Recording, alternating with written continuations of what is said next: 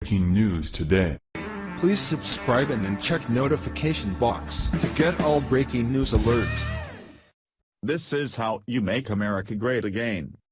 The United States unemployment rate fell to its lowest level in nearly 17 years during the month of October, while at the same time job creation continued climbing steadily after the two devastating hurricanes in Texas and Puerto Rico hit us. The jobless rate fell to 4.1%, down 0.1 of a point from just a month ago, the lowest the U.S. economy has seen since before the dot-com bubble burst back in December of the 2000s. Job creators added 261,000 net new jobs as businesses reopened in the wake of Hurricanes Harvey and Irma in just those areas alone. The results showed U.S. job markets are in good health, easily bouncing back from the storms that paused the energy hub in southeast Texas and forced millions of Floridians to have to flee their homes back in September. The data for that month also turned out not be as negative as was initially reported, where 8,000 new jobs created rather than a loss of 33,000 positions as was predicted initially. Now see folks, what the U.S. really needed wasn't the so-called recovery summer fake narratives that never came from the Barack Hussein Obama administration. We needed a real president, one who understands business, capitalism and the American way. All a president had to do is unlock the chains of regulations and let the American economy and its people do their thing.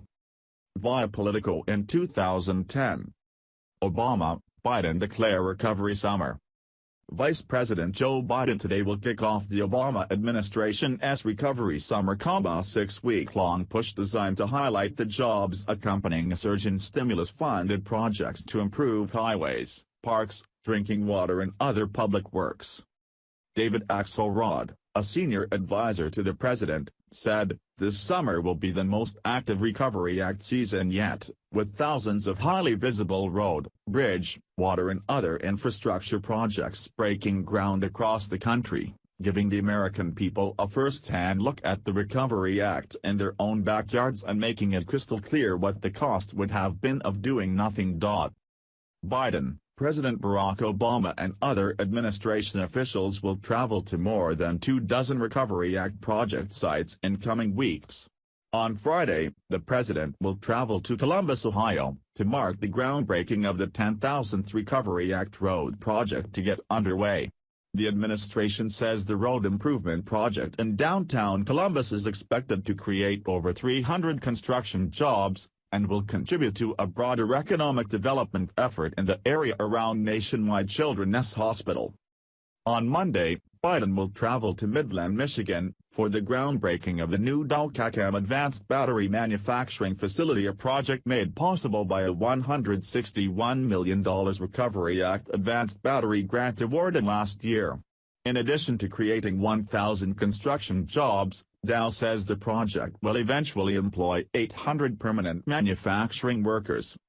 Axelrod continued, "In the face of the greatest economic crisis since the Great Depression, Republicans in Congress chose to play politics with economic recovery and declared the Recovery Act a failure before it even began. They made a cynical bet that if the president fails, they win. Democrats chose to act by tackling the crisis head-on. Just over a year later, the Recovery Act is putting millions of Americans to work and helping the economy grow again. But our work is far from over." Kevin Smith, a spokesman for House Minority Leader John Boehner, Republican Ohio, responded, "The president's $1 trillion stimulus has failed to meet his most basic promises on job creation, and Axelrod knows that. We've lost 3 million jobs since the stimulus was enacted." Yet another desperate sales pitch about the virtues of massive government spending and piling up more debt on our kids and grandkids isn't going to fool anyone. The vice president on Thursday will present Obama with a report laying out a spike in stimulus activity this summer, and how it will contribute to a steady climb to a total of 3.5 million Recovery Act jobs by the end of the year. Highlights: transportation. There will be 6 times as many highway projects underway in July 2010 as in July 2009. Projects will surge from 1,750 last summer to over 10,000 this summer. And while last summer we improved about 9,000 miles of highway, this summer we'll improve over 30,000 miles. That's the equivalent of 10 cross-country road trips on improved highways. Clean and drinking water. This summer over 3,000 clean and drinking water projects will have started versus just over 100 last summer. That's nearly 30 times as many. Let us hope and pray that the 8 long dark years of the Barry Soetoro administration serve as a lesson to the American voters. It's better to vote for a candidate because of the content of his, her character and experience, not just because of the color of his skin or, even worse, because he is considered cool. Obama will go down in history as the president that couldn't but was given more than enough chances because of the color of his skin. That's a sad footnote in U.S. history. Please share if you are proud of President Trump. Follow us on Facebook at Freedom Daily.